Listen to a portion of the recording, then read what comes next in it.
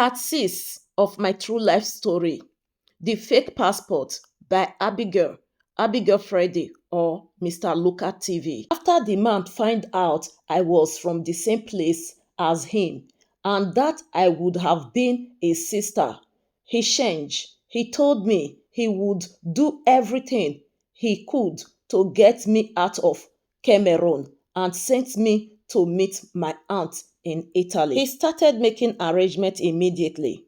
Within the first week, he said everything was ready and that I would be flying out that evening.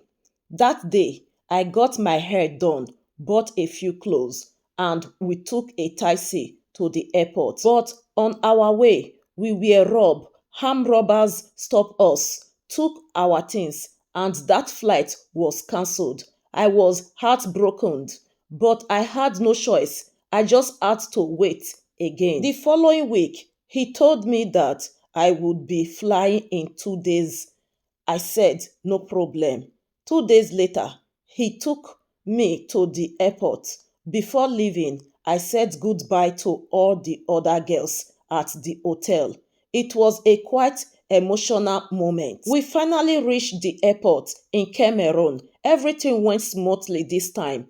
I was able to check in, and that night I boarded the plane. The flight took me straight to France. Before I left Cameroon, the man had written 2 phone numbers on a small piece of paper. One was my aunt's number, and the other belongs to another woman who would help me. He also gave me instruction on how to use the transit at the airport and what to say. When I landed in France that morning, I was supposed to catch another flight to Milan, Italy. But that is where the real trouble began. As I joined the line for transit passenger, airport officers stopped me. They asked for my documents. I gave them what I had been given. But as soon as they saw them, they told me to step out of the line. They took me to the immigration office inside the airport.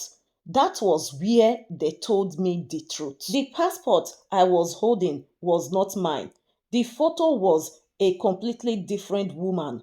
The name and surname on the passport were not mine either. Even the Italian document I was holding had someone else's name and photo. Everything was fake. That was the moment I was officially arrested. I could not believe what was happening. I had no idea the documents were fake. I had just followed instruction like a scared child doing what I was told. They did not send me to prison, but they put me in a camp at the airport. I stayed there for 2 weeks. I do not want this part of the story to be too long. See you in part 7 of my true life story.